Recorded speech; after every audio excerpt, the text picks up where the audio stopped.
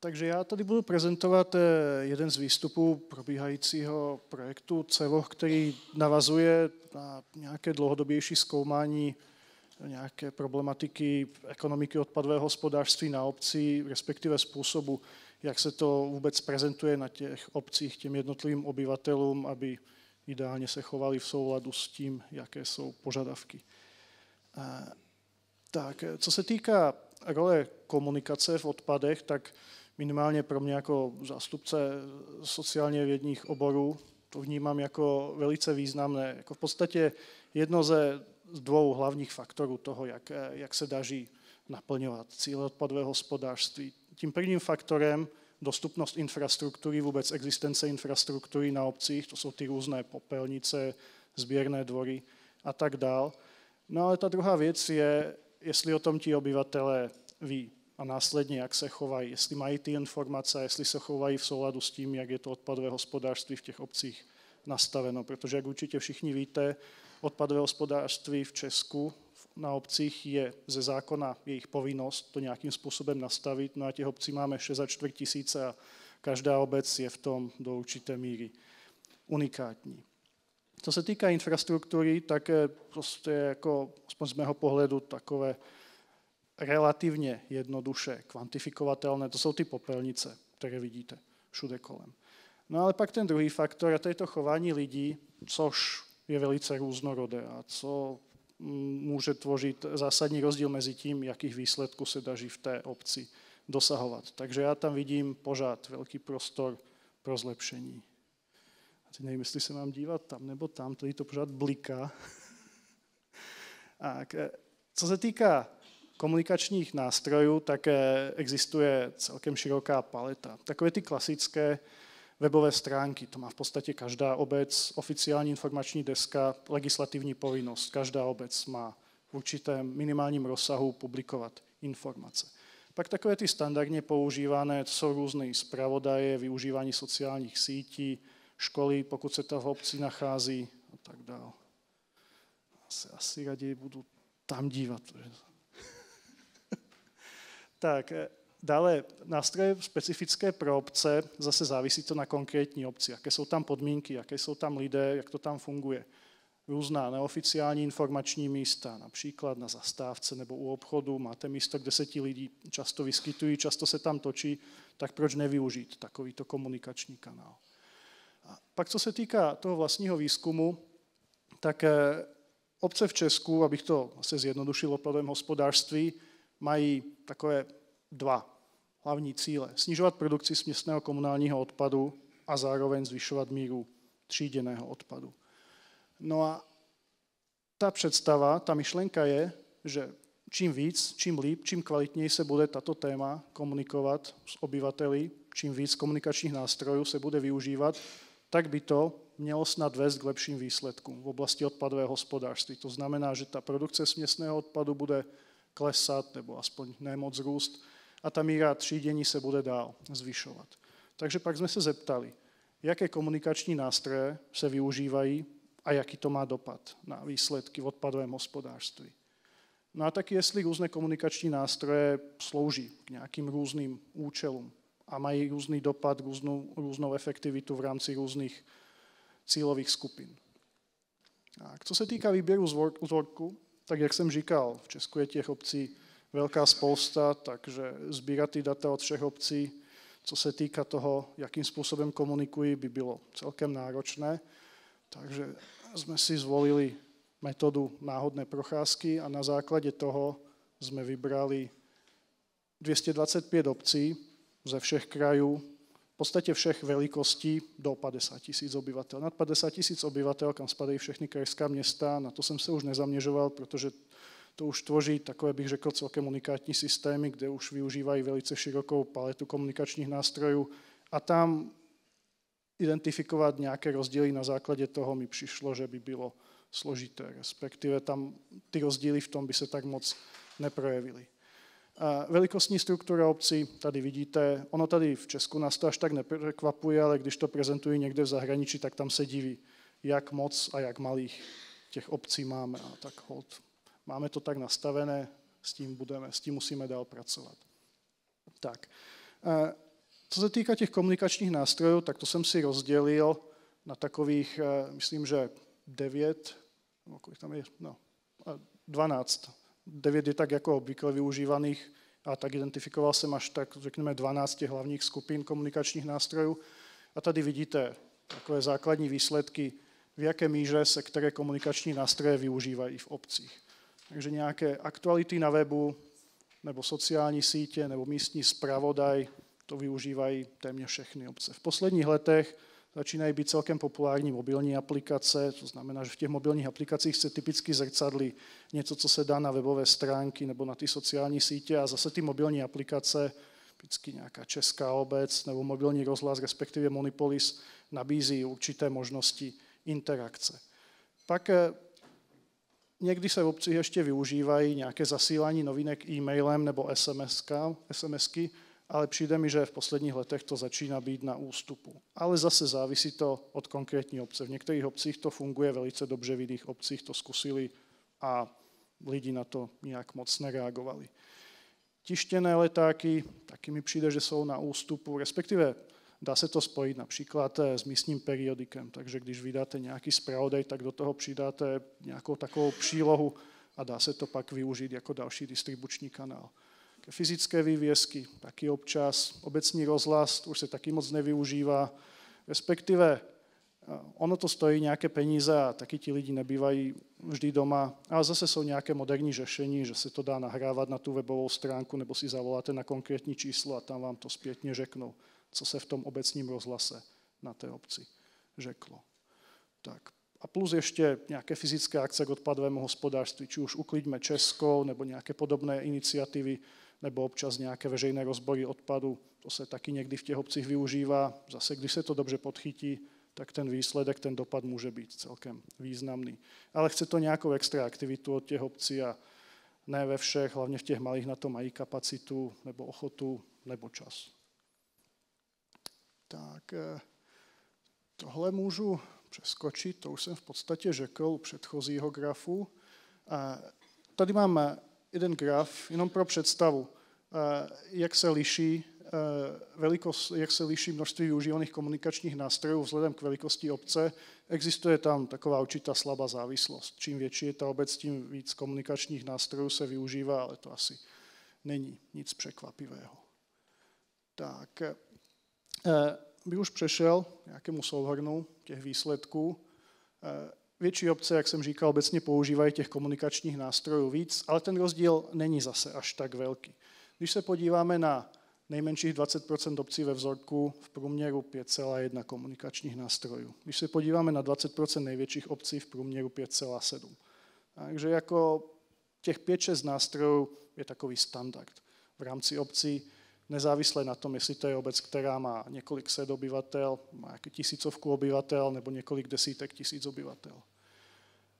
To, co ale podle mě na základě nějakých debat v obcích dělá rozdíl, tak je v kvalitě, takzvané kvalitě využívaných nástrojů. Zase to závisí na velikosti obce, na tom, jakou mají kapacitu, jestli tam mají na to vyhrazeného nějakého pracovníka, nebo to dělá někdo jako v podstatě extra aktivitu, protože využívání webových stránek může mít podobu, že máte de facto samostatný webový portál, kde máte k tomu různé instruktážní videa, letáky, texty a tak dál, spoustu informací, nebo taky to může být v podobě toho, že máte někde na stránce uvedeno, že svoz odpadu probíhá v úterý, roční poplatek je tolik a to je všechno. Což samozřejmě je kvalitativně někde úplně jinde. Nebo například to, jak často se vydávají periodika. Na některých malých obcích vydávají ten zpravodaj jednou ročně. Jinde vydávají ten zpravodaj 2krát měsíčně. Takže zase ta kvalita nebo nějaká schopnost reagovat na nějaké situace je tam úplně jiná. Nebo i aktivita na sociálních sítích. Někde tam máte v podstatě každých pár týdnů něco k odpadu, jinde se tam objeví jednou za rok něco. Nebo vůbec to, jestli tam je povolena ta interakce, protože v některých obcích, co jsem tak jako slyšel, tak ty sociální sítě jsou často využívány na nějaký jako prostor na ventilaci frustrace obyvatel. Takže to občas dochází k tomu, že jako ty obce tam zakazují jakékoliv příspěvky. No a zase pak jako tá možnosť, jak využívať ten komunikační kanál, je díky tomu významne nižší. Mám nějaké příklady webových stránek obcí zase, jak jsem říkal. Závisí to na tom, jestli jsou do toho na té obci ochotní investovat čas, prostředky, jestli na to vůbec mají příslušné prostředky a kapacitu. Takže můžete mít hodně komplexní stránky, samostatné sekce, anebo, jak jsem říkal, úplně základní informace, které tam musíte dohledávat někdy v aktualitách, že vůbec je nějaká zmínka o odpadech. Místní zpravodaje zase. Ono to je nástroj, který je trvalý, jako ono v té domácnosti to zůstane delší dobu, takže dá se tím způsobem komunikovat i nějaké komplexnější, například změny v systému odpadového hospodářství. Ale zase, chce to po té obci, po tom vedení obce, aby tam někdo napsal ten článek, aby se to vytisklo, aby se to distribuovalo do těch domácností. Takže má to své výhody taky, ale taky své nevýhody. Sociální sítě, jak jsem říkal, veliký rozdíl mezi tím, kolik času tomu jsou ochotní na té obci věnovat, ale taky, jak to využívají obyvatelé. A jestli jako se to daří nějak konstruktivně využívat, probíhá tam nějaká smysluplná debata, nebo fakt to nemá smysl a ti lidi se tam akorát stěžují a nadávají. No, tady mám takové dobré příklady, zase z Brna, kde působím. Svozová společnost v Brně, SAKO, kdo ještě nebyl na jejich facebookových stránkách, doporučuji, aby pro příklady, jak lze odpadovou problematiku uchopit velice vtipně. Takže i odpady, které pro někoho můžou působit, že jako, co tam jako se dá vtipného vymyslet, tak v tom SAKu se jim celkem daří. Například tady máte fotku, kde jim auto parkuje na nějakém stanovišti pro odpady a k tomu dodali, že jako v pořádku, jako kdyby měli vrtulník nebo kdyby měli 15-metrové hydraulické rameno, tak klidně, ať si to tam auto parkuje. Ale do té doby tak, alespoň v ten svozový den, ať si to odparkuje. Pak tam máte další příklad způsobu komunikace, město Žďár nad Sázavou. Zase tam, myslím, dělali veřejný rozbor odpadu a na základě toho tam publikovali výsledky, zase udělali z toho akci na náměstí, přitáhlo to lidi, zase lidi díky tomu získali nějakou představu, co vlastně končí v těch popelnicích a kde případně může docházet ke zlepšení. Mobilní aplikace, zase to je v posledních letech se to začíná jít celkem do popředí. Ono se to samozřejmě využívá na různé komunikace, jako ty odpady tam typicky netvoří nějakou dominantní část, ale existují mobilní aplikace vysloveně zaměřené na problematiku odpadu, kde zadáte ten odpad a následně vám to ukáže, kde je nejbližší místo na třídění. Zase za předpokladu, že tam někdo zadal ty informace o tom, kde se dá třídit. Takže v těch větších městech to může být celkem využitelné, u těch menších vesnic tam to bude asi trochu složitější. Tak. A další komunikační nástroje, jsem říkal, nějaká veřejný rozbor odpadu, ale také motivační programy nebo svoz odpadu od domácností. To lze taky využít. Tak. Jenom pro představu, zase už trochu mi dochází čas, tak to urychlím. Ta variabilita mezi obcemi je obrovská. Máme obce, které jsou na tom úplně skvělé, máme ty obce, které na tom jsou katastrofálně, ale tam můžou být nějaké vedlejší faktory. Například ta obec, která má takové obrovské množství toho odpadu, to je proto, že to je turistická obec a tam ti turisté nebo chataři tvoří. Ono se to přepočte jenom na trvalé obyvatele, takže pak to je občas několikanásobně víc, než by odpovídalo realitě. A pak ještě posledních pár slajdů. A co se týká celkové produkce komunálních odpadů, čím víc komunikačních nástrojů se využívá, tam je trošku větší ta produkce celkových komunálních odpadů, což jako nevypadá, že je úplně dobré. Ale když se podíváme víc do detailu, tak u směsného komunálního odpadu víc komunikace vypadá, že to trochu klesá. Produkce tříděného odpadu naopak roste, takže díky lepší komunikaci snad ti lidé víc třídí a míra třídění komunálního odpadu taky vypadá, že mírně roste, čím víc těch komunikačních nástrojů se využívá. A ještě další zjištění, zase takové poznatky, například, že pro které cílové skupiny, které komunikační nástroje fungují trochu líp, lepší je tam ta vazba, nebo zase jako důležitá role přírodních sociálních podmínek vůbec. Velikost obce, geografie obce, ekonomická situace, medziobecní přeprava odpadu, taky jsem se s tím potkal, že jako lidi vytvoří odpad v jedné obci, ale vyhodí ho v jiné obci, zase to pak zkresluje ty výsledky. Nebo například nějaká forma pobídky, nějaké motivační faktory, tak to celkem umí ovlivnit ty výsledky obce. Tak, závěry.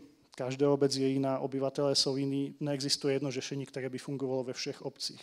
Takže zkoušet postupně, co v té obci funguje, testovat a pokud se zjistí, že tento nástroj je dobrý, tak ho dál zkoušet rozvíjet. Jo.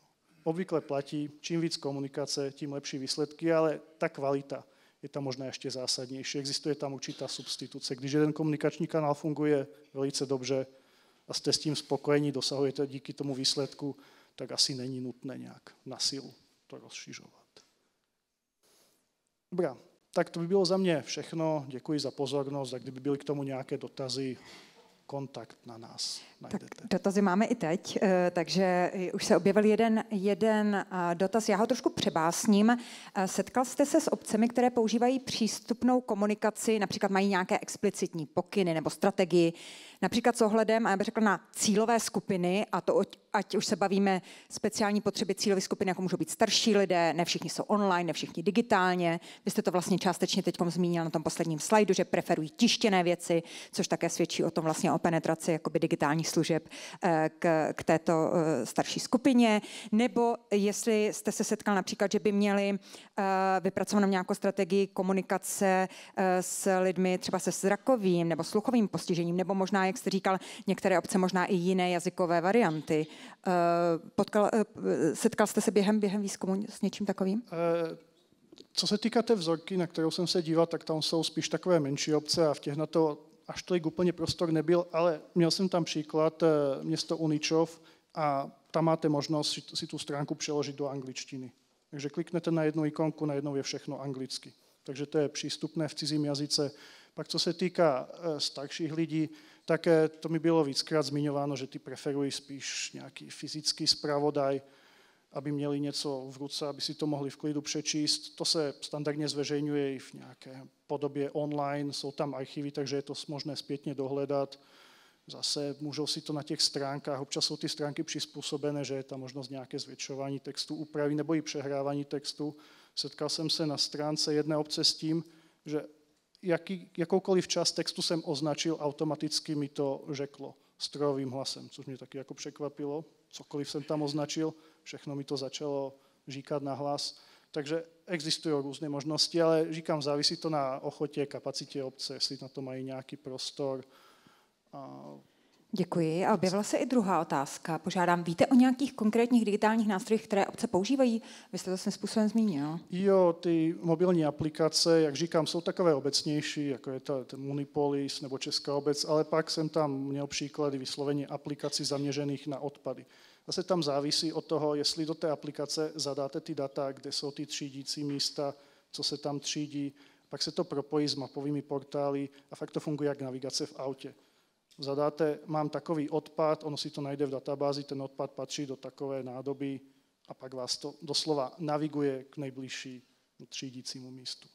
Za předpokladu, že to je někde zadáno.